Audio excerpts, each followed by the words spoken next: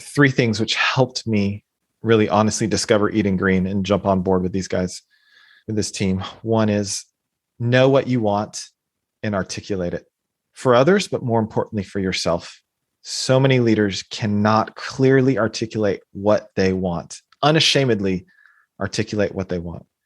The second is have wise counsel and share that articulated wants list and be open to feedback of saying, hey, is that healthy for you? Or is that not healthy for you? Because you can want something, but it'd be totally unhealthy for you. But if you got a good friend, a spouse, a partner, a mentor, say, hey, I heard that. I love you stating what you want. And I'm telling you, it's not healthy for you. And if you can receive that and alter that and change that and go that back and forth, I think what you'll end up with is something that very few people have, which is a goal and a vision that is healthy for you, that aligns with your strengths, aligns with your purpose. And then the last thing to do is just go for it. Welcome to Create New Futures, a show about thought-provoking ideas and practices you can use to create and shape your future in life and in business. Join Aviv Shahar, author and innovation strategy consultant, as he shares his proven strategies that have helped clients create breakthrough results. Aviv has guided executives at Fortune 100 companies, and now he wants to help you.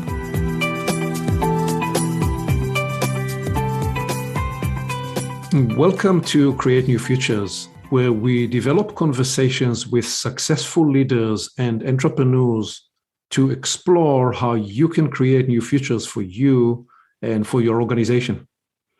This is Aviv, and today I'm speaking with Eddy Badrina, CEO of Eddy Green, a vertical farming company that helps people around the world sustainably grow large amounts of food using less land, water, and energy. Eddy is a purpose-driven leader focusing on employees, inspirational organizational culture, and the communities he serves. Eddy, it's great to have you here. Welcome. Hey, thanks so much for having me. I appreciate it. Let me dive right in by asking you first, what do you enjoy most about your work?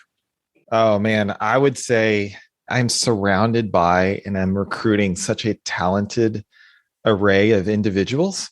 It's just a joy to work with them. I know from past experience in government and then in the last business that I formed that I forgot who said it well, but culture eats strategy for lunch. That was Peter Drucker. And here on Create New Futures, we say that we've chosen to update this idea to strategy will give you acceleration on the runway, but culture will give you lift. So without culture, you're going to crash at the end of the runway. Absolutely. You're spot on. So that's what I enjoy the most is being able to create culture within our organization, hire and attract teammates who I want to work with and who want to work with each other, and then transferring that to impacting culture around us. And what is the problem that Eddy Green solves? You know, it's funny, in our world, we're an ag company, but we're actually solving a distribution problem. And what I mean by that is we don't have a supply problem of greens. We have a nutritious produce. We have a distribution problem in getting it to the people who need it in a consistent and affordable manner, right? So in our space, we've got sort of conventional farming, right? And if you can imagine, I just gave a talk about this, but we feel good about eating salads, right? Wherever we are in the world, we feel good about eating salads. We feel good about eating greens and produce that we feel like it's benefiting our body, and it is. But if I told you here in the United States that in order to get those leafy greens and that produce to your plate, it would have to come from 2,000 miles away. And 90% of our lettuce is grown in California and Arizona. Literally 90% of our lettuce in the United States is grown in those two places. So to get it to Boston, New York, even Dallas, that's thousands of miles of shipping. So I tell people, hey, it may feel good, but what if I told you to travel 2,000 miles, it took 100 to 110 gallons of diesel fuel, spewing 2,500 pounds of carbon dioxide into the air, and that it sat in the supply chain for more than a week. And then what if I told you, because we farm conventionally the way that we do it, 30 to 40% of that harvest actually stayed on the ground and rotted. Our industry accounts for 30 to 40% waste all along from the growth through the supply chain. I don't know of any other industry where that's considered all right, but somehow in our industry it is. So you counted 4 problems you're solving, right? A distribution problem, an energy consumption problem, absolutely, an environmental and climate byproduct. And then there's a worker problem too, right? Mm-hmm. So in California, we have 600,000 migrant workers going up and down the California coast, chasing the seasons, right? To harvest all this produce for $15 an hour and a dead-end job. They leave their families to chase the seasons, chase the harvests, solely to provide for their family. Now, you tell me whether all of that cost is good for us as a whole. And my answer would be, no, it's not. So that's the problem we're trying to solve. But it really comes down to distribution, right? So explain and describe what is vertical farming and what are modular greenhouse systems. So an alternative to conventional farming, call it 40 acres of farming, is equal to about 5 acres of a greenhouse. So flat tray automated greenhouse. You see them popping up all over the place. The Dutch and the French have actually perfected the greenhouse, right? And the Israelis too, right? Y'all have done a fantastic job. So 40 acres conventional farming here in the US equals about 5 to 6 acres of greenhouse farming. It's really efficient. The margins are good on those greenhouses at scale. So most of the greenhouses now are being built in 50 to 60 acre increments. I don't know about you, but here in the United States, to find 5 acres, much less 50 to 60 acres, remotely close to a population center is exorbitantly expensive. So much so that the unit level economics on a greenhouse don't work if you move it to even 50 miles, 30 miles within a population center. It just doesn't make sense, right? So then they're way out there in rural, so it doesn't solve this supply chain issue. There's still this transportation cost that is embedded in the system, right? On the other end, you've got indoor farming and the vertical farms that we've seen, right, that are making all the splash in news, huge investments in them. But the problem with those is they're 40 acres of conventional farming is equal to about 1.5 acres of those farms. But the problem is those farms to build are $300 to $350 a square foot. So the CapEx is outrageous. And then to operate those, if you ever see, they're 36 feet up, a lot of these vertical farms, they're chock full of lights, 10 to 15,000 lights per module of theirs. The OpEx to run those is that of a data center. So it doesn't really solve for the ESG component. It's whitewashed, right? It's totally whitewashed. So it looks good. And they say, oh man, we can grow right next to the consumer. And my question is, what's the true cost in terms of energy? And what's the cost to the consumer? And there's no way it's affordable for the average consumer. It's all high-end, fixed price, ultra premium goods. So you just killed for us our excitement about vertical farming. And what is the solution then that you're going to describe to address that? So the solution, at least for a lot, not for everything. So I have friends at Plenty, right? And Plenty is focusing on berries, strawberries, and such. Those are great high margin items, and their cost structure is built for that. So they're not a silver bullet, and neither are we. But we think we solve a really particular problem, which is how do we get basic commodity foods, leafy greens, herbs, peppers, in a way that's affordable to everyone? And the way we do it is we combine the efficiency of greenhouses with the density of vertical farms. So our platform does what no one else can do. And literally it is patented. It's not patent pending. It's not, provisional patent. It is an approved US patent in about 6 other countries as well. and 12 other patent pending, but it is a US patent to grow vertically, but in a greenhouse. You combine those two strategies, Absolutely. those two technologies to create a differentiated solution. Differentiated solution. So we have the vertical farming yields 28 to 29 pounds per square foot per year, along with the efficiencies of a greenhouse, even better efficiencies, honestly, in terms of unit economics.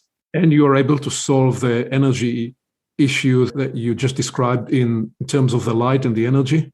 Yeah, we use 1/15 of the energy and the lights that a vertical farm uses. Okay, so obviously the immediate next question is this a technology that's commercially viable and profitable today? That is the $1 million question, right? Actually, it's a $1 billion question for us. So our unit level, and I shared this at a conference, most people are really tight, close to the vest in terms of what they're able to do financially. One of our greenhouses growing just lettuce achieves around 60% gross margins and 30% nets. That to me is a really, really good business, right? Wow. And when you can do that next to a distribution center, then you've basically cut off probably 20 to 30% of the retail price because you've eliminated literally all of the distribution costs. I can go into sort of the logistics of it, but basically the way we're doing it eliminates distribution costs. And so what you're left with is a margin that allows you to sell greens, leafy greens, that in the US, lettuce, not arugula, spinach, kale, or anything else, just lettuce, is an $8 billion industry growing 10 to 15% year over year. And you can't grow arugula as well that I like so much? We can, absolutely. Okay. We can, but we're focusing on this market because it's so big. But when you put it next to distribution centers, people can afford it now. One, people can afford it. Two, people can access it year round. Let me just get us grounded in the even bigger picture. What percentage of the planet's population suffers food insecurity and daily hunger? Just ground us in this bigger picture. And why do we have even food independence and sustainability issues in the 21st century?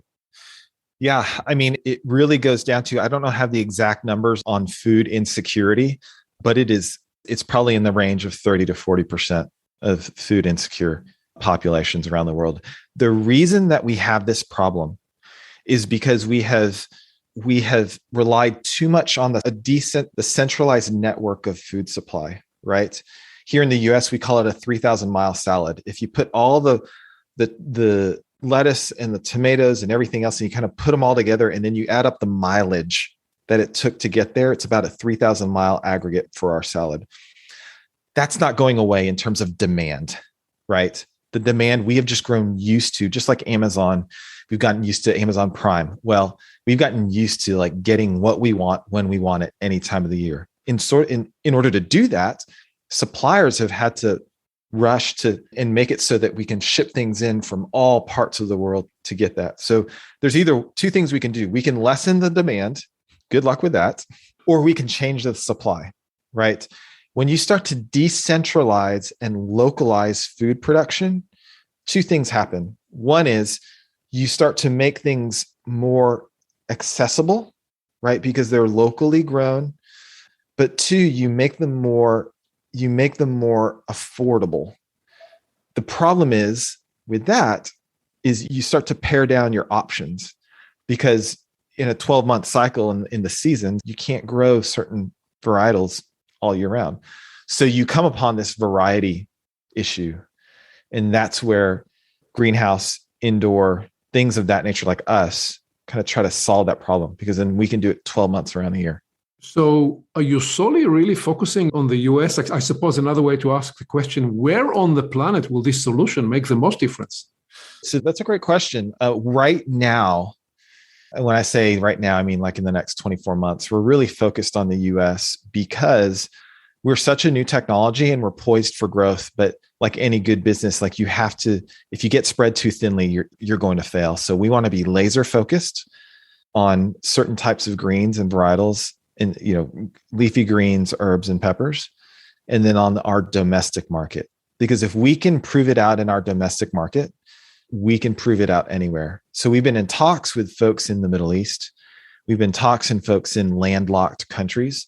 In those, they're waiting for us to get our footing really established here to be able to make expansion there much easier, right? What about India and China? So India and China are interesting markets. They're huge, huge markets. India is one of the things that we really need to have in place is a better sense of infrastructure, because we need ready water and we need ready electricity. And so to go to some of these places, we sort of need to make our modules, our platforms a little more resilient. That obviously takes time and capital and R&D. So there are some developing countries like India, China, Brazil, that we want to be able to harden, if you will, our platform before we go there so that we're not as reliant on infrastructure. Probably the other thing that we need is rule of law. It is very difficult for high-tech, IP-heavy companies in the US to jump over to China because of, unfortunately, currently the IP rule of law is very weak. And you view your solution as an IP-centric solution. In what are the secrets of the trade that you can talk to us about? I mean, our hardware is patented, US patented for design and usage. Okay. That's about as IP-centric as you're going to get, right? So obviously there are control systems around there that are proprietary.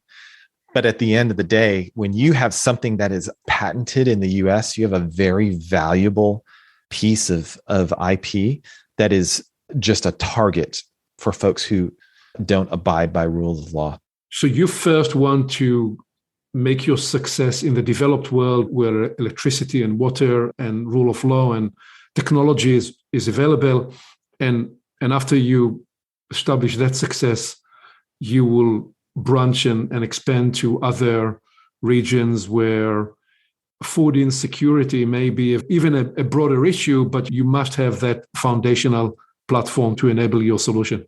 Yeah, that is our current business strategy, is to do that, only because to make it a little more protected and hardened, both for infrastructure and IP, it just needs a little more work. But I will say, from the get-go, the founders, the inventors of this technology are actually South African, and they invented it in their garage in South Africa.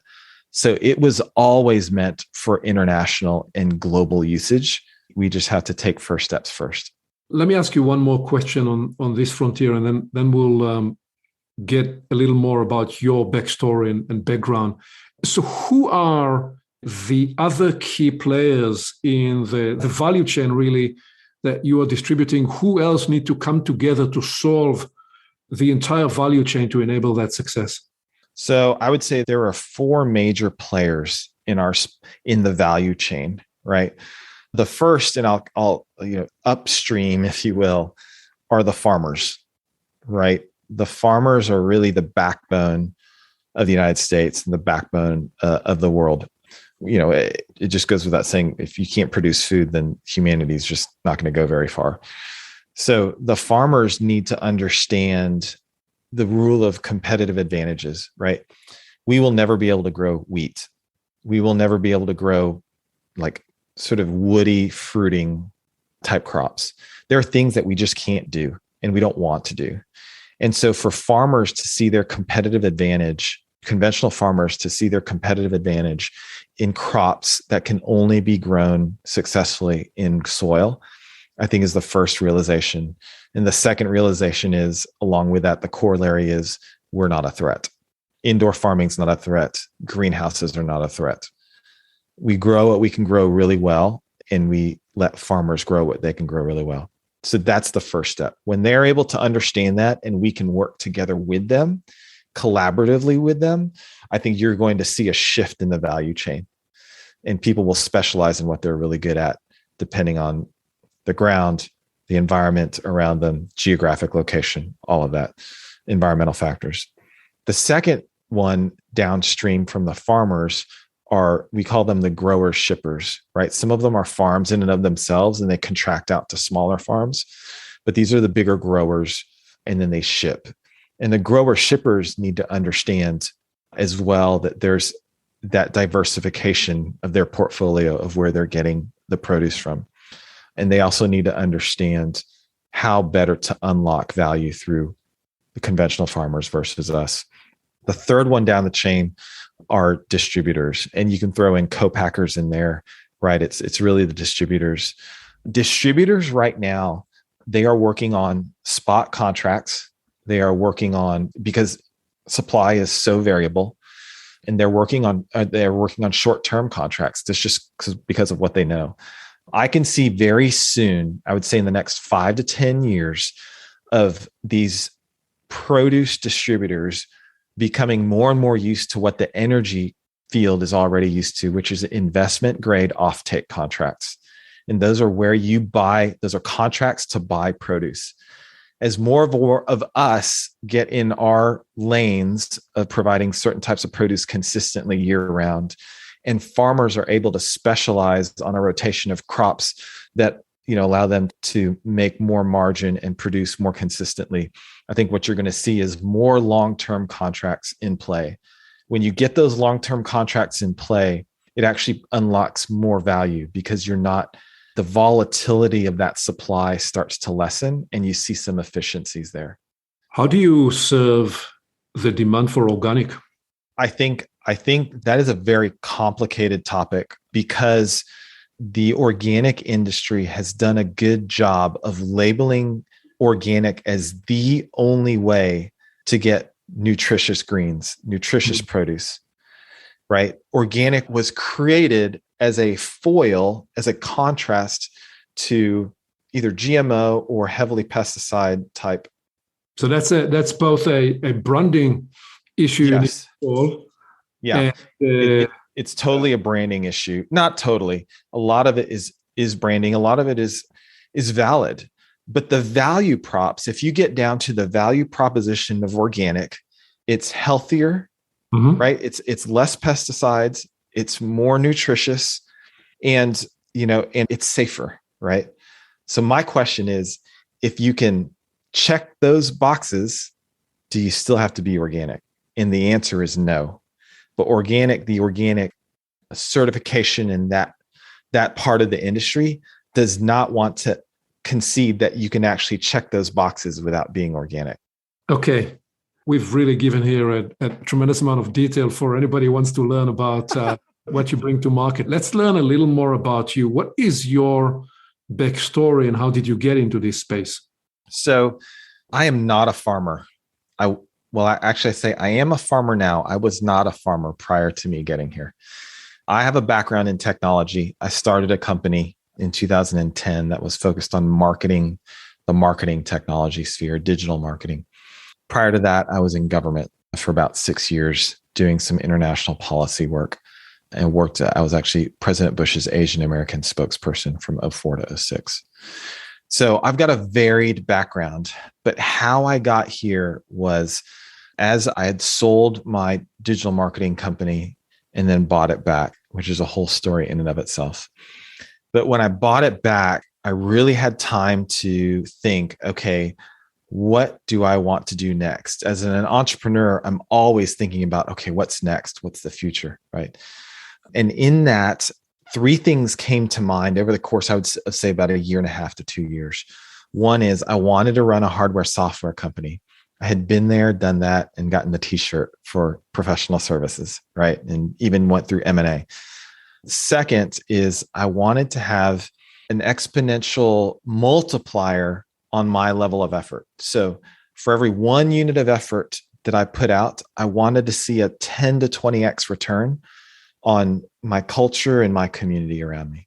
And then the third is I wanted to run what's known as a redemptive organization. So there's an organization called Praxis Labs out of New York City, and they espouse what's known as a redemptive framework. And that is where leaders eat last. They're sacrificial by nature. Right? Tell me more about the redemptive framework and ethos.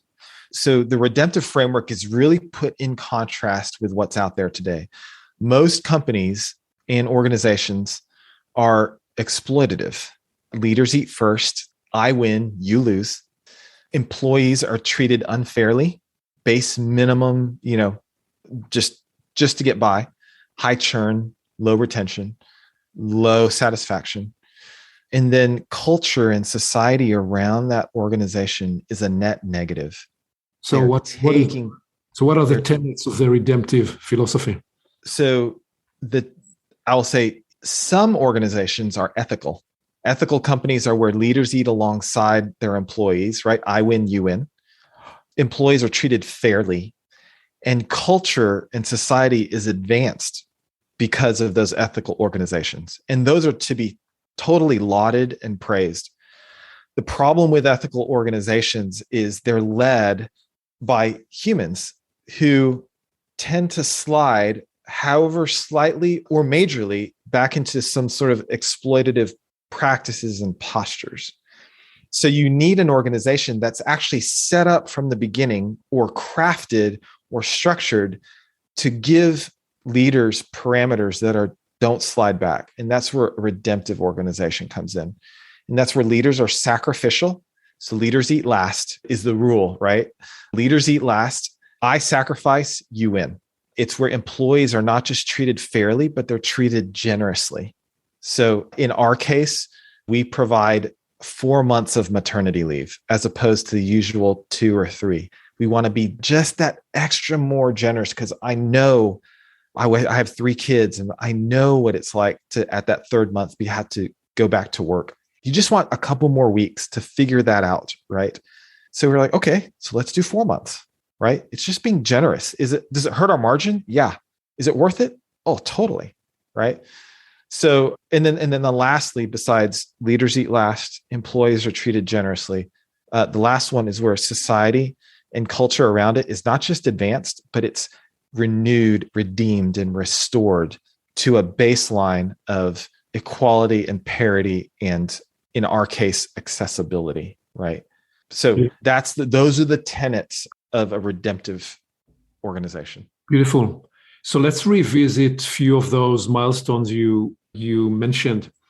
What were the important learnings for you in the time you spent at the U.S. Department of State and at the White House? What were the key learnings from that period? I think the key learnings, one is I had a better sense of humanity. We are all interconnected. It sounds really broad and, flourishy and whatever, but the reality is we are all interconnected, and there's a broader perspective that a lot of people don't have on how my actions and the actions of our community then affect the actions of our state, affect the actions of our country. And as in the United States, any action that the United States does has ripple effects, large and small, across the world. We just live in a very momentous and weighty time in our country's history, our country's short history, where any move that we make has profound effects on the world around us. So the interconnectivity, especially being centered in the United States, is very, very apparent to me. What were the important learnings as a startup entrepreneur, leader, CEO, building your own company? You said you sold and reacquired your company. What were the key learnings for you so far in this journey of leading an entrepreneurial startup endeavor?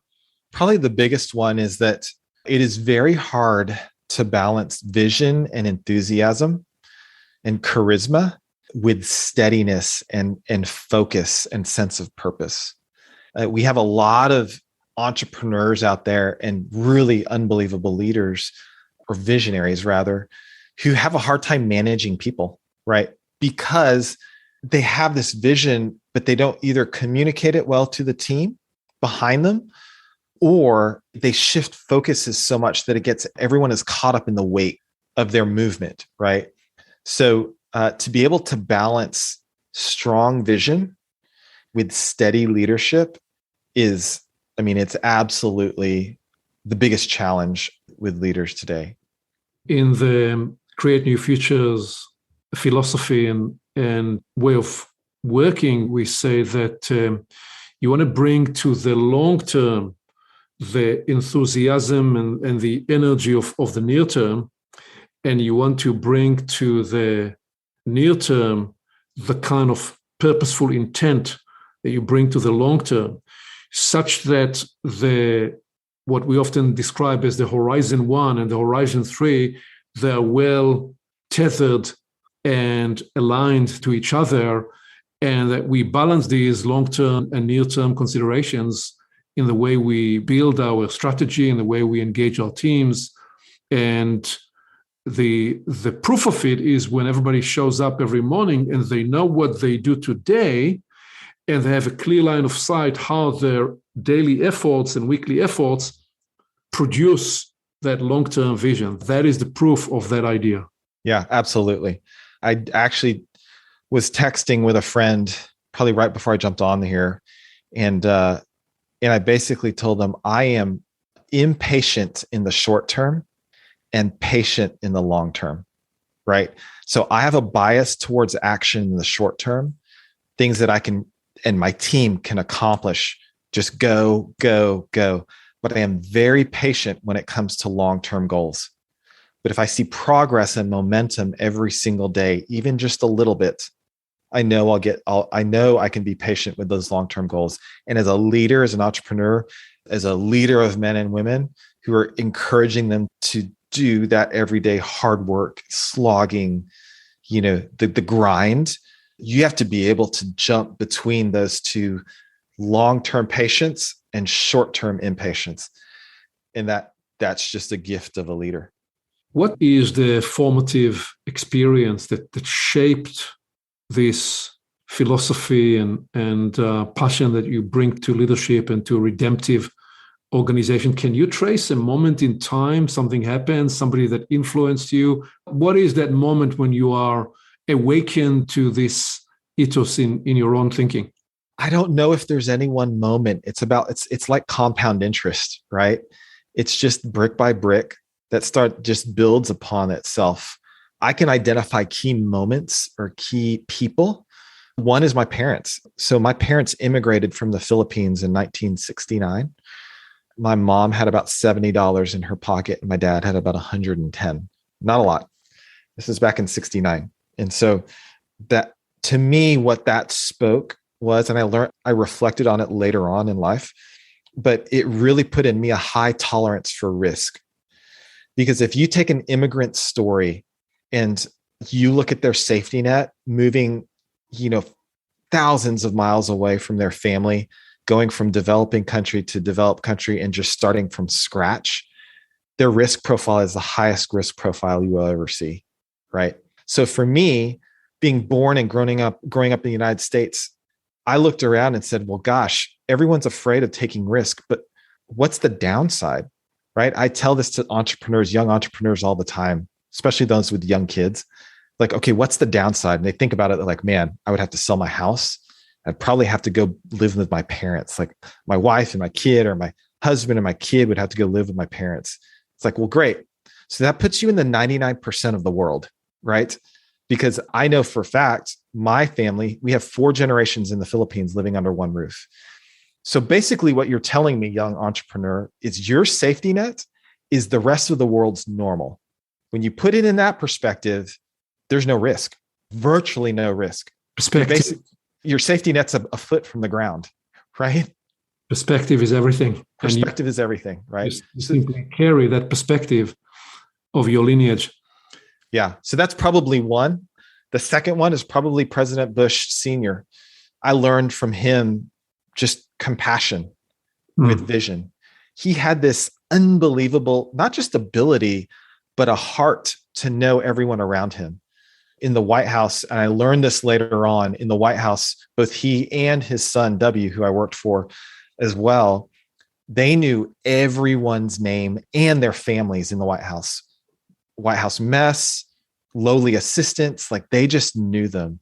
To me, that was very telling. Policy aside, I don't care if you agree or disagree with policy, their character rose above their policy. And that to me was very, very instrumental. My 3 exit questions. With all that you know today, what advice would you give your 25-year-old self? Give yourself some grace. I'm so performance driven. I think I could have benefited from, hey, just stop. Stop for a second, right? Stop, assess, take a break, and then go at it again. I ran so hard in my 20s and 30s. I think I would just say, hey, slow down and give yourself some grace. Beautiful. if you were to lose all that you know and keep only 2 ideas or 2 capabilities or 2 practices, what would you keep? They're complementary. One is the idea that I am loved. Full stop. My identity is not in what I do. My identity is not even like who I know, my friend. It's just that I am loved by the God of the universe. That is in and of itself enough.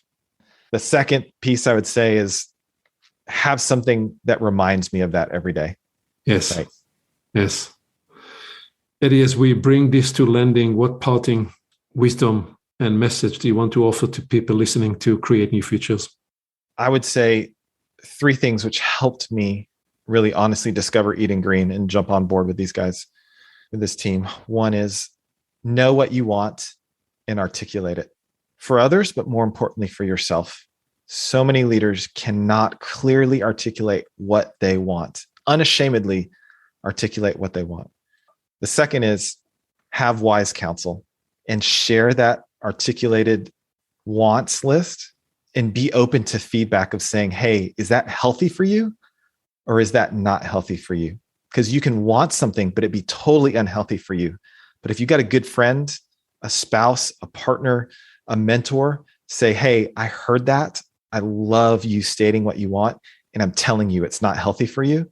And if you can receive that and alter that and change that and go that back and forth, I think what you'll end up with is something that very few people have, which is a goal and a vision that is healthy for you, that aligns with your strengths, aligns with your purpose.